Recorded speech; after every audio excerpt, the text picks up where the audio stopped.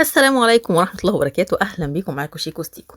زي ما انتم شايفين في فيديو النهاردة، شايفين الليمون البايظ ده، المعفن ده بمعنى أصح، هو ده الفيديو عندنا. طبعا معظمنا بنلاقي فيه الليمون في التلاجة عندنا ليمونة بايظة، ليمونتين تلاتة كده، ما تفهميش التلاجات فيهم ايه بالظبط. اليومين دول كل الخضار فيها بيبوظ، تكوني لسه جايباه النهارده تاني يوم تلاقيه كذا واحدة باظت. طب احنا هنرميه؟ لا لا لا لا لا، نرمي مين؟ تعالوا اقول لكم نعمل بيه ايه. ادي الليمون ده هنقطعه زي ما انتم شايفين كده نصين، كله كده بالمنظر ده، وبعدين نجيب الشوكة ونهرسها بالطريقة دي زي ما انتم شايفين كده.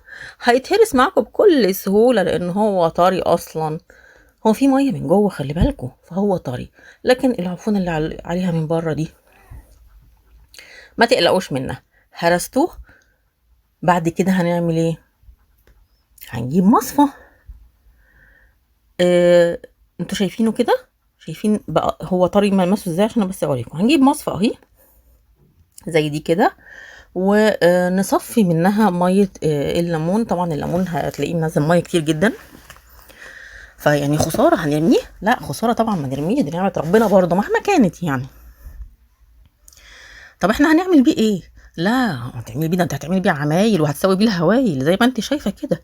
قشر الليمون ده هتاخديه هتلمعي بيه الحنفيه، هتلمعي بيه الحوض بتاع المطبخ، هتلاقيه بعد كده تشطفيه هتلاقيه مراية فلة من غير اي مجهود. بس انت بس ادعكيها، بس ادعكي حلو كده بس، ايوه، بكل التفل بتاع الليمون ده، وهتلاقيه ادعكيه كده جامد كده. شايفين بعد الشطفة مراية فلة؟ ايه رأيك بقى؟ ايه رأيك يا ست الكل؟ انت وهي زي الفل. استفدنا بالليمون البايظ، استفدنا بالليمون البايظ. طب الليمون السائل ده هنعمل بيه ايه؟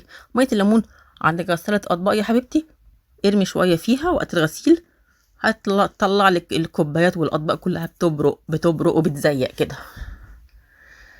معقول يا شيكو انت تعملي فيديو زي كده؟ ايه ده؟ والله يا جماعه على عيني الصراحه اني اعمل لكم فيديو زي ده. انا مش من نوعيات الناس اللي بتعمل حاجات زي كده، ولكن اكتشفت للاسف الشديد ان نوعيات الفيديو التافهه والهايفه واللي ملهاش اي لازمه وملهاش اي قيمه وملهاش اي معنى ومحدش مستفاد منها اساسا، يعني هي اللي بتجيب نسبه مشاهدات عاليه جدا، وفي نفس الوقت الناس نفسها بتعلق عليها كتير جدا وبتعملها زي ترند. انا مش عايزه كل ده، بس انا بوضح لكم ان التفاهه والهيافه والحاجات البايظه والكلام ده كله للاسف الشديد هو ده اللي الناس بتروج له، هو ده اللي الناس بتجري وراه، هو ده اللي الناس بتعمل له صيت. فاهمين قصدي؟ انا مش عايزه حاجه من الفيديو ده، بس انا بوضح لكم ان الناس سايبه الفيديوهات الناجحه والمفيده بمعنى اصح، وكل حاجه يعني بتدي للناس معلومات كويسه وخبرات كويسه وحاجات كويسه، الناس سايباها تماما ومش مديها اهتمام وما بتعلقش عليها، ومجرد ما بتشوف حته منها وخلاص وتزهق والسلام عليكم.